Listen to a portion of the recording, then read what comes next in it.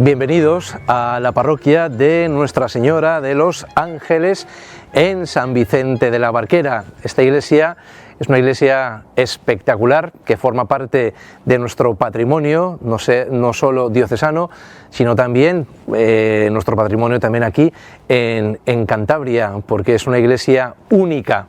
Basta cruzar el umbral de esta puerta lateral y empezamos a descubrir una serie de cosas que nos llaman muchísimo la atención, un sitio único que vale la pena visitar. De hecho, nuestra iglesia está abierta todos los días del año, de lunes a domingo, de 10 de la mañana a 1 de la tarde y de 4:30 a 6:30 de la tarde. Es verdad que cuando llega el tiempo de verano estos horarios cambian, se amplían. ¿Por qué? Porque vienen muchísimas personas a lo largo del verano y también durante todo el año a visitar nuestra iglesia parroquial, porque es digna de verla, es digna de contemplarla, porque aquí empieza el camino lebaniego. Este es el kilómetro 0.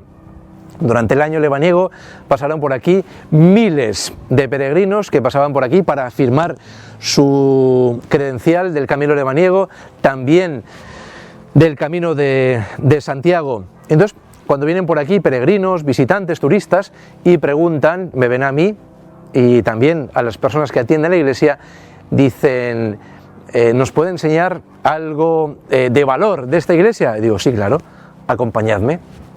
Y les llevo a la capilla del Sagrario. Y me dicen, no, pero de valor. Digo, pero ¿qué más valor que Jesucristo presente en la Eucaristía? Y es la presencia de Jesús en la Eucaristía la que luego da valor a toda nuestra iglesia y lo que hace que nuestra iglesia esté viva, porque del encuentro personal con Cristo Eucaristía brota toda la acción evangelizadora de nuestra parroquia.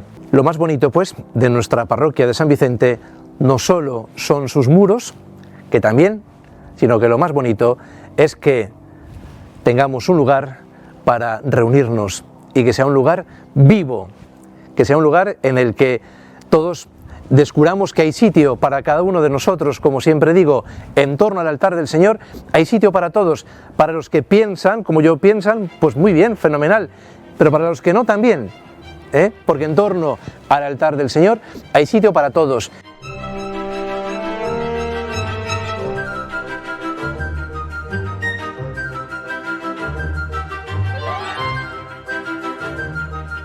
Nos encontramos en la iglesia de Nuestra Señora de los Ángeles, iglesia parroquial de San Vicente de la Barquera, una de las joyas en cuanto a patrimonio religioso que tenemos en Cantabria. Construida en el año 1210, la manda a construir el rey Alfonso VIII. En su día le encarga a su secretario Miguel construir una iglesia por la demanda que tenía San Vicente en cuanto a la gran población que en ese año tiene la villa. Este rey Alfonso VIII concedió un fuero a la villa de San Vicente, que era el fuero de San Sebastián, concediendo muchos privilegios, y eso hace la demanda, o sea, tener una gran población y la demanda de tener este tamaño de iglesia. Se empieza a construir siguiendo una base de una iglesia que había románica anterior, de la que además se pueden apreciar restos de esta iglesia, y se comienza, desde la puerta trasera, comenzarían por la puerta oeste. La construcción inicialmente llegaría hasta el pilar donde se ven los restos del púlpito y ya entre el 15 y el 16 se ampliaría todo el crucero, con lo cual se ve una transición en todo lo que es el gótico. Quedan restos de románico, como decíamos, lo que es la portada sur, la puerta principal, lo que es la estructura es totalmente románica, y la puerta trasera, aunque ya la simbología de los capiteles ya corresponden al gótico, hay una mezcla ahí de estilo.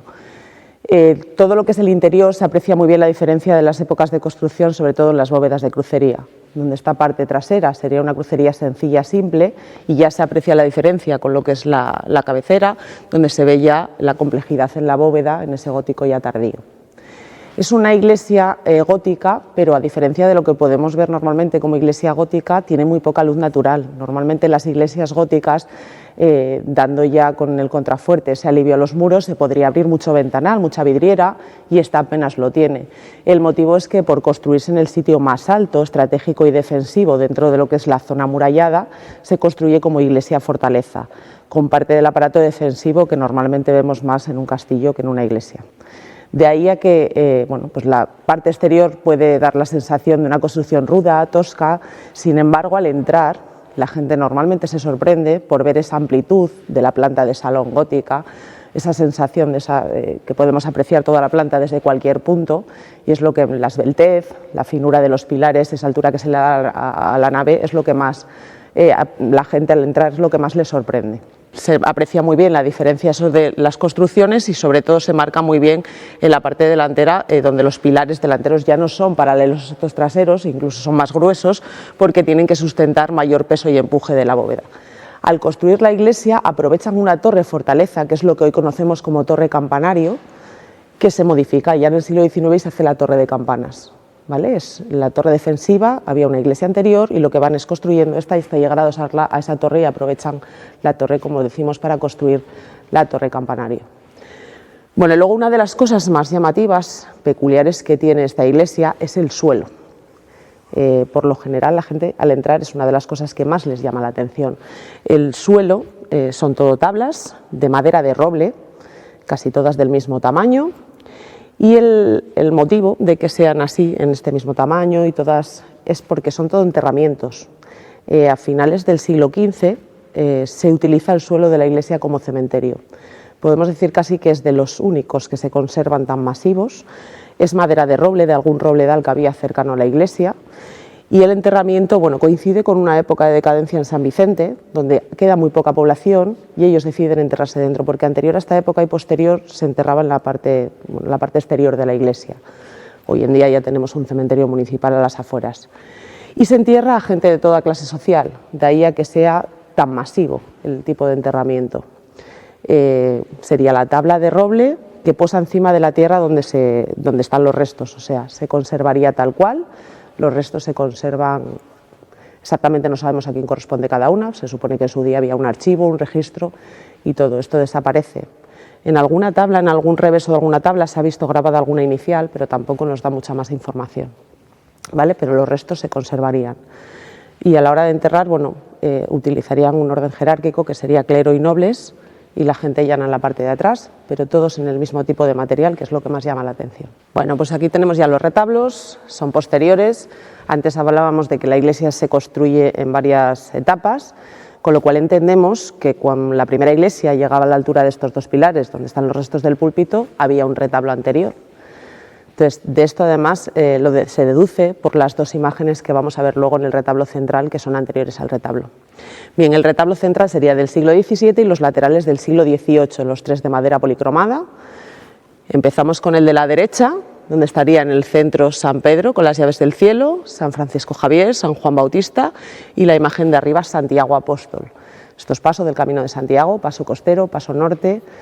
Por tradición aquí en esta parte alta, bueno, tenemos como referencia, fue un camino importante de peregrinación, sigue siéndolo, pero la referencia que tenemos anterior es el Hospital de Peregrinos, que son las ruinas que hay aquí adosadas a la iglesia, con lo cual ya nos da información de que era un tránsito importante de peregrinación. Aquí en esta iglesia entraban por la puerta sur y franqueaban la puerta oeste, que es la que les daba la continuidad del camino. Hoy en día hay un mirador, pero se hacía un camino hacia la ría, en la ría había un puente que atravesaban y continuaban. De hecho, la salida de la muralla se la llama la Puerta de Asturias o la Puerta del Peregrino. Y este también es el kilómetro cero del camino lebaniego. Aquí coinciden los dos caminos, el que viene del norte y desde aquí se partiría a Santo Toribio de Liébana. Coinciden en varias poblaciones y luego ya bueno, se dividen, el que va hacia el interior, hacia Liébana, y el otro continuaría hacia la costa. Bueno, el retablo central, el autor fue Pedro de la Puente Tolnado y lo policroma años después un señor que se llamaba Simón de Haro. De abajo hacia arriba en la predela estarían los apóstoles, 6 y 6, con el Evangelio a la mano, y en el centro el Sagrario Expositor. Justo encima del Sagrario está la Virgen de la Buena Leche o Virgen de la Silla, de la Escuela de Gil de Siloé, y encima de esta la titular de la iglesia, Nuestra Señora de los Ángeles o la Asunción. Antes hablábamos de las dos imágenes de la Virgen que son anteriores al retablo, con lo cual es lo que deducimos, que estas dos imágenes pudieron pertenecer a un retablo que había dedicado a la Virgen en el retablo antes de hacer la ampliación.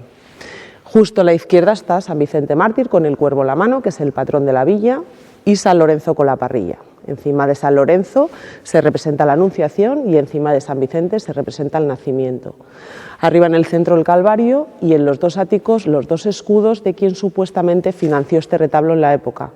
El de la izquierda es el escudo del reino de Castilla-León, cuando en su día San Vicente pertenecía a ese reino, y en la aleta derecha el escudo de la villa de San Vicente, que este se compone por dos símbolos importantes, uno es un barco y pegadito a la derecha se ve la Torre del Oro de Sevilla. Porque aparece la Torre del Oro dentro del escudo de San Vicente. En el año, hablábamos cuando la construcción de la iglesia, que es en el año 1210, que tiene todo ese fervor de población, que es una gran población.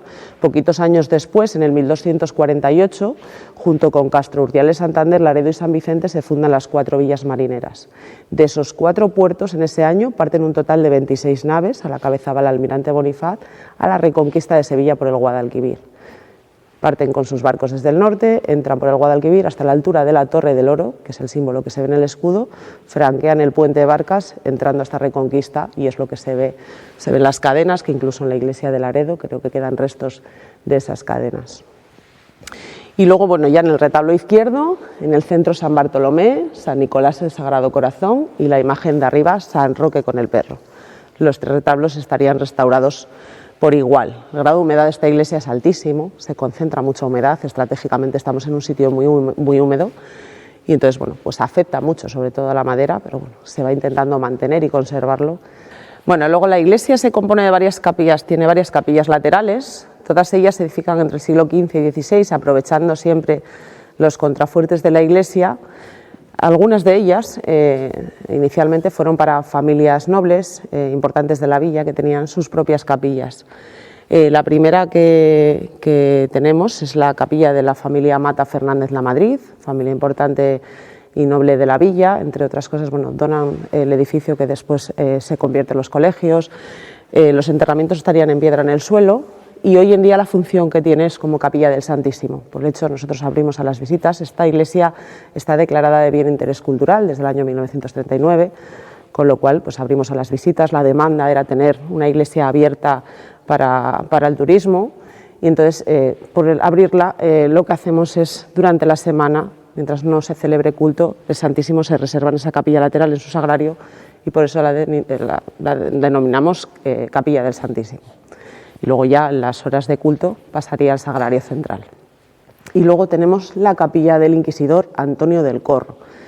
Este señor fue inquisidor y canónigo en Sevilla, natural de aquí de San Vicente, perteneció a una de las familias nobles más pudientes de la época y el señor deja escrito en su testamento que el día que fallezca quiere que le entierren dentro de esta capilla con sus padres, junto a sus padres, y son las 2 sepulturas que vamos a ver. A la izquierda sería la sepultura de sus padres, Juan y María, es una talla yacente de alabastro. Podemos decir que hasta esa época es el referente que tenemos de talla funeraria, donde se representan rígidos, sin ningún movimiento, sin ningún gesto aparente, en este caso con los típicos ropajes góticos, el de caballero, ella de dama, y a los pies un perro que simboliza la fidelidad o la lealtad.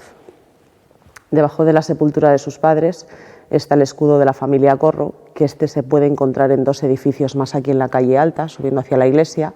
Uno es hoy en día ayuntamiento, antiguo palacio del inquisidor Corro, en el blasón de la fachada principal se puede apreciar, y otro es las ruinas que hablábamos antes del Hospital de Peregrinos, lo que es la fachada principal, que es lo que se conserva como patrimonio. En la fachada principal aparece también este escudo, que es el escudo de esta familia. Bien, a la derecha sería ya la talla del inquisidor Antonio del Corro, considerada como una de las sepulturas funerarias renacentistas más importantes que tenemos en España. Es una joya en cuanto a escultura funeraria. Vamos a ver la posición que adopta. A simple vista ya lo que podemos apreciar es una diferencia con la de sus padres. Ya vemos ese movimiento de la talla, la posición que adopta, tiene una posición acodado, sereno, relajado, leyendo un libro, con los ojos abiertos, que es el detalle importante, donde ya vemos esa actitud ante la muerte y es lo que él quiere demostrar. Él, antes de morir, ya deja escrito en su testamento cómo quiere que le tallen, sigue las corrientes italianas de la época y el Señor pide que le tallen en esta posición, demostrando la vida después de la muerte. Sigue un poco la corriente del pensamiento humanista. Y eso, lo que nos quiere dar a entender es eso. De hecho, debajo de su sepultura, en letras, manda a poner que el que aquí yace no muere, sino fue mi muerte una partida hacia otra vida o hacia la vida eterna.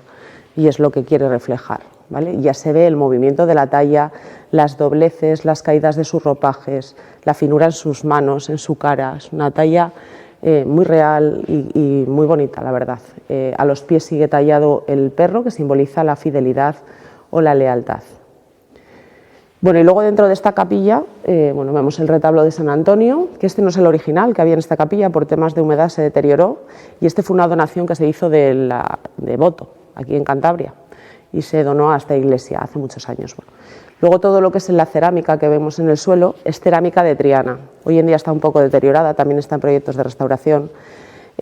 Todo lo que es la cerámica, tanto esta como la que vamos a ver en la capilla del Santísimo, la que se ve debajo de estos altares, toda extraída por este señor desde Sevilla, ¿vale? De hecho, en un estudio que se llevó a cabo se deduce que es una cerámica única, es decir, hecha por encargo para traerla aquí a San Vicente. Luego vemos una losa en el centro de la capilla que marca el año 1562. Es el año en el que se traen los restos del inquisidor. Y esto da acceso a un habitáculo tan grande como esta capilla, que es el pudridero. Es decir, estos señores fallecen, se traen sus restos y cuando quedan los restos óseos se subirían a los sepulcros, ¿vale? Bueno, aquí en esta hornacina se ven restos de un pináculo de la fachada y dos estelas funerarias altomedievales. Estas se encontraron situadas en diferentes sitios de la iglesia, originalmente no estarían ahí, pero bueno, la función de la estela funeraria es incrustarla en la tumba del fallecido y en el reverso grabar algún símbolo que diese a entender el oficio de la persona fallecida. En este caso hay una tijera, que entendemos que sería un tijerero, un artesano, y un arco, ¿vale? En la otra casi ya no se aprecian, por el paso del tiempo se van deteriorando, pero sí se pueden ver desde cerca. Luego ya a continuación hay varias capillas. La primera capilla sería la del Cristo yacente, tanto la del Cristo yacente como otra que vamos a ver a continuación, que hay un Cristo crucificado. Son dos tallas barrocas de la escuela castellana de madera, bonitas tallas. La yacente está con la dolorosa. A continuación vamos a ver una hornacina donde está la Virgen del Carmen y a continuación el Cristo crucificado. Esta talla, la del Cristo crucificado, es una talla muy peculiar porque es una talla articulada, se encuentra en la cruz y a la altura de los hombros tiene dos marcas y es porque sus brazos se pueden llegar a acoplar al cuerpo. Antiguamente estas tallas se hacían por encargo de cofradías y el hecho de ser articuladas pues tenían dos tallas en una, un Cristo crucificado y al acoplarle los brazos al cuerpo, como decíamos, un Cristo yacente. Es una talla espectacular porque refleja el dolor, el barroco se enmarca muy bien en el gesto de la talla. Y luego, bueno, ya al fondo estaría el baptisterio con la pila bautismal, original del siglo XV, y donde seguimos bautizando, como decimos, esto es la parroquia, y en la siguiente hornacina el Calvario. Bueno, ya por último tenemos el coro. Data del siglo XVI, es una de las últimas reformas que se acometen dentro de la iglesia. Anteriormente, en lo que hoy en día es el coro, existió una entreplanta que iría desde la nave central. Si os fijáis en el último tramo del muro se puede apreciar una ventana de asiento, ¿vale? Ventana que no tiene sentido a que no llegase una entreplanta hasta allí, sitio que se podía utilizar como sitio de lectura o sitio de oración. De hecho, sí se tienen datos de que era una zona de encuentro de las cofradías que en aquel entonces existían en la villa. Había pues, cofradía de artesanos, de pescadores, y se tienen datos de que era sitio de reunión y de incluso que en esa biblioteca existieron incunables que después se llevaron a Santander. Importante biblioteca de donaciones que se hicieron. Ya en el siglo XVI se remodela toda esta biblioteca y se construiría el coro alto. Vemos la escalera de acceso lateral, el órgano romántico sinfónico, está restaurado otro que existió barroco, del que aprovechan unos 12 tubos del interior. Todo lo que se puede apreciar en la fachada exterior relativamente es nuevo. Funciona puntualmente, pero sí que funciona. La acústica de la iglesia es espectacular, tanto para música instrumental como música coral. Al ser planta de salón amplia, que no encuentra obstáculo el sonido, cualquier concierto que se escuche en esta iglesia es una maravilla. Como les digo, da igual que sea música instrumental, coral. Yo en los años que llevo he escuchado muchos conciertos y es una maravilla. Y luego ahí queda un arco. Antiguamente se supone que ese arco, porque primero se pensaba, puede ser de refuerzo de apoyo al construir la bóveda del coro para que no cedan esos pilares. Pero la explicación se cree más bien que pudo ser junto con un alero lateral donde hacía las funciones de coro anteriormente cuando existió la biblioteca o el archivo. Vamos a ver un ángel encima de ese arco, que es el ángel marinero. Es una talla muy peculiar porque tiene cara de mujer y cuerpo de hombre. La cara se le atribuye a la famosa escritora cántabra Concha Espina. Su familia fue la que encargó hacer la talla hace unos años. En principio, además, estaba destinada para una capilla que hay del Santo Ángel aquí en Gerra, en una población cercana, pero por las dimensiones no entraba y luego lo donaron aquí a la iglesia. El remo es un motivo marinero que se añade posterior en una restauración y se denomina eso como ángel marinero.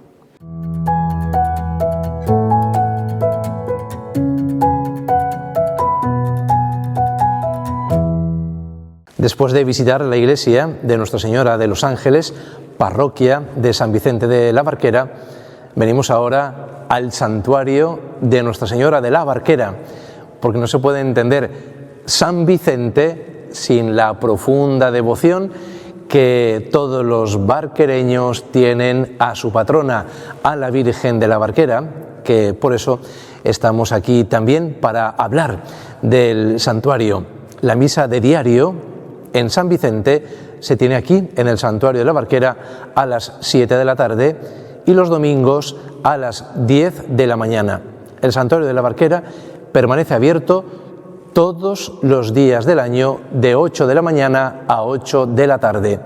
Es muy bonito y conmovedor acercarse al santuario a cualquier hora del día y ver a muchísimas personas de rodillas, de pie, sentadas, mirando a la Virgen de la Barquera, haciendo una visita a su Hijo Jesucristo, agradeciendo, pidiendo o simplemente estando aquí en este santuario, que es un remanso de paz, de silencio y de encuentro con Dios nuestro Señor.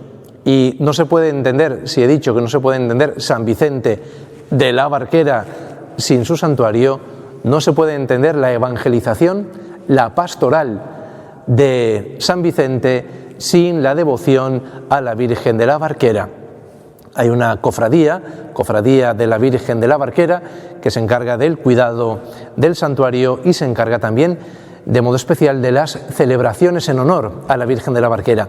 Pero antes de comentar las celebraciones en honor a la Virgen de la Barquera, cabe destacar el culto eucarístico que tenemos aquí en nuestro santuario. Todos los viernes del año tenemos adoración eucarística de 6 de la tarde a 7 de la tarde.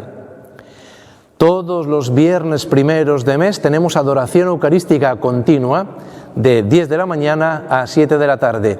Y cada trimestre tenemos 24 horas para el Señor, 24 horas de adoración aquí en el santuario. Y es precioso ver cuántas personas acuden para estar aquí en adoración, 10 minutos, media hora, una hora, un turno de adoración, estando aquí con Jesucristo, porque no olvidemos que María nos lleva a su Hijo Jesucristo. María siempre nos está enseñando a su Hijo.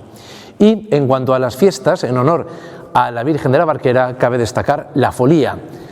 La folía viene precedida 15 días antes por lo siguiente. El sábado santo, a la tarde, salimos en procesión con la Virgen de la Barquera, se llama la procesión de las antorchas, es una procesión silenciosa acompañada por las antorchas hasta llegar al colegio de Cristo Rey, colegio que tuvieron aquí las hermanas de Cristo Rey hasta hace pocos años. La Virgen duerme ahí y al día siguiente, muy pronto, tenemos la procesión del Santo Encuentro. La Virgen María sigue subiendo a nuestra iglesia parroquial de Nuestra Señora de los Ángeles y una imagen de Cristo resucitado sale de la parroquia y a mitad de camino se encuentran los dos, que es el encuentro de Cristo con María, ¿a quién si no se iba a revelar primero Jesucristo que a su Madre Santísima para decir: Madre, he resucitado? Y entonces acudimos todos a la iglesia para tener la primera misa. La Virgen de la Barquera permanece allí durante 15 días y el domingo, 15 días después, cuando la marea lo permite, tenemos la Santa Misa, la Misa Mayor, que suele venir el obispo de nuestra diócesis, acompañado por todas las autoridades y por todos los devotos de la Virgen de la Barquera, en definitiva por todo el pueblo, y a la tarde bajamos todos en procesión con la Virgen, embarcamos, vamos por la mar y después venimos para dejar aquí a la Virgen ya en su camerino, en su santuario. Es una procesión preciosa que vale la pena venir y verla porque está llena de detalles. Y después tenemos la novena en honor a la Virgen de la Barquera, que es del 30 de agosto al 8 de septiembre, cuando se celebra la fiesta en honor a la Virgen de la Barquera, una fiesta preciosa en la que también salimos con nuestra patrona, vamos hasta el muelle para rezar por todos los pescadores, especialmente por los difuntos, y también para que la Virgen acompañe a todos nuestros vecinos que día a día van a la mar a trabajar, a buscar el sustento diario. Entonces, en lo dicho, San Vicente de la Barquera tiene su razón de ser aquí, en esta profunda devoción que todos los barquereños sienten a su Madre Santísima bajo la advocación de la Virgen de la Barquera.